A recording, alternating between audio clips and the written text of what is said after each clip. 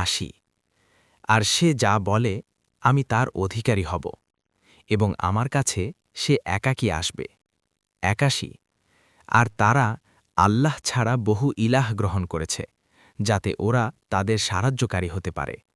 ৮২ কখনো নয়, এরা তাদের ইবাদতের কথা অস্বীকার করবে এবং তাদের বিপক্ষ হয়ে যাবে। ৮৩ তুমি কি লক্ষ্য করনি যে আমি কাফিরদের জন্য শয়তানদেরকে ছেড়ে দিয়েছি, ওরা তাদেরকে বিশেষভাবে প্ররোচিত করে।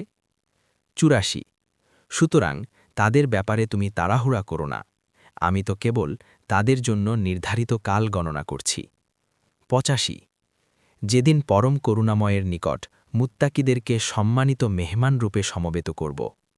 ৮৬ আর অপরাধীদেরকে তৃষ্ণার্ত অবস্থায় জাহান্নামের দিকে হাঁকিয়ে নিয়ে যাব। ৮৭ যারা পরম করুণাময়ের কাছ থেকে প্রতিশ্রুতি নিয়েছে তারা ছাড়া অন্য কেউ সুপারিশ করার ক্ষমতা রাখবে না।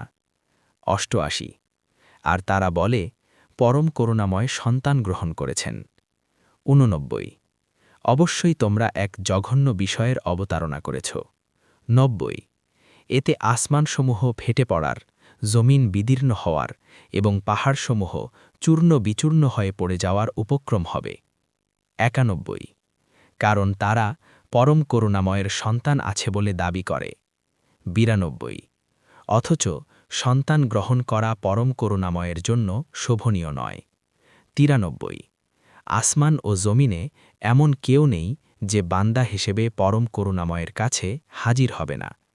৯৪ তিনি তাদের সংখ্যা জানেন এবং তাদেরকে যথাযথভাবে গণনা করে রেখেছেন। ৯৫ আর কিয়ামতের দিন তার সকলেই তার কাছে আসবে একাকী।